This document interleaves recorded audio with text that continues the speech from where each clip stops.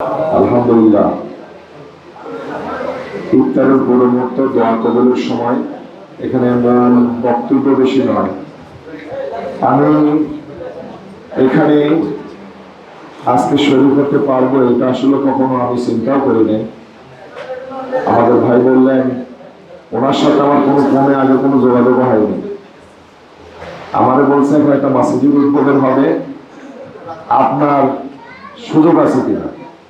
কিন্তু আমার যে শিডিউল প্রোগ্রাম, আজকে এই প্রোগ্রামটা স্থগিত হয়েছে। কাজের কোনো সমস্যা নেই, কাজের অভাব নেই, সাথে সাথে আসলে দোয়া শরীক হওয়ার জন্য এখানে এসেছি। আলহামদুলিল্লাহ। সম্মানিত উপস্থিতি, রমজান মাস পবিত্র পবিত্রতা অর্জনের মাস। রমজান মাস কোরআন নাজিলের মাস। রমজান মাস নৈতিকতা উৎকর্ষ সাধনের মাস।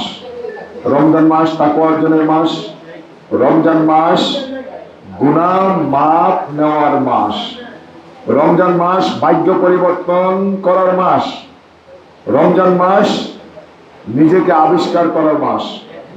রমজান মাস কোরআনের দিকে ফিরে আসার মাস। কথা না বলি প্লিজ।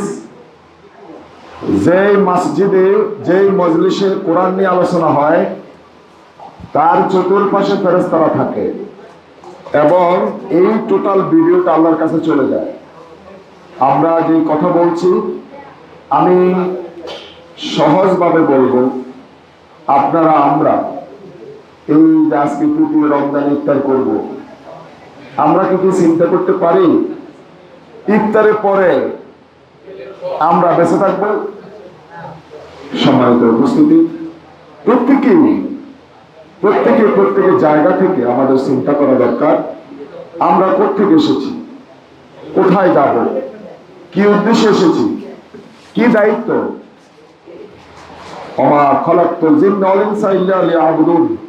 আমি জিন এবং মানব জাতিকে আমার ইবাদত ছাড়া অন্য কোনো উদ্দেশ্যে সৃষ্টি করে নেই।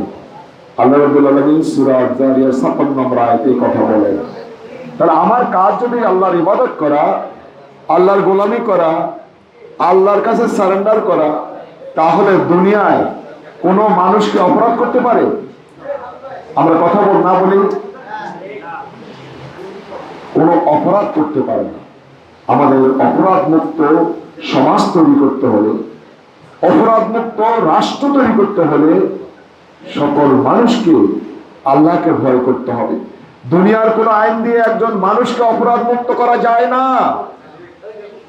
যদি অপরাধ মুক্ত করা যেত তাহলে সারা পৃথিবীতে এত সংবিধান পরিবর্তন, প্রতি সংসদে যেই দলে ক্ষমতা আসে প্রত্যেকেই সংবিধান পরিবর্তন করে, সংযোজন করে, বিয়োজন করে, ঠিক না ঠিক? আল্লাহ রাব্বুল আলামিন আপনাকে আমাকে যদি অপরাধ মুক্ত জীবন গড়ে তুলতে হয় তাহলে প্রত্যেকেরই আল্লাহর সাথে সম্পর্ক বাড়ানো দরকার, গভীর সম্পর্ক বাড়ানো দরকার। আর সেটা সম্ভব কোরআন অধ্যয়নের মাধ্যমে, কোরআন জানার মাধ্যমে, কোরআন মানার মাধ্যমে। তাই কোরআন পড়ুন, কোরআন বুঝুন, আল কোরআনের সমাজ গড়ুন। এই কথাটি স্লোগান আকারে সকল মানুষের কাছে পৌঁছে দিতে হবে। আমরা শান্তি চাই, আমরা নিরাপত্তা চাই, সমৃদ্ধি চাই, কল্যাণ চাই, উন্নতি চাই, বাট কেউ চেঞ্জ করতে পারবে না, কেউ দিতে পারবে না এক্সেপ্ট আল্লাহ সুবহানাহু ওয়া তাআলা।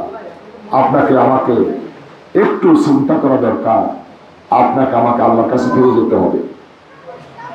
আমার মনে হয় টাইম হয়ে গিয়েছে, আর কথা না বলি, শুধু দোয়া করি আপনারা আমরা যেন একটা সুন্দর সমাজ আমরা পেতে পারি। আরেকটা বিষয় হচ্ছে সকলের কাছে আমি দোয়া চাই আমরা আপনারা মিলে যেন একটা শান্তির বাগান তৈরি করতে পারি। আল্লাহ রাব্বুল আলামিন কবুল করুন। আমিন। আসসালামু আলাইকুম ওয়া রাহমাতুল্লাহ।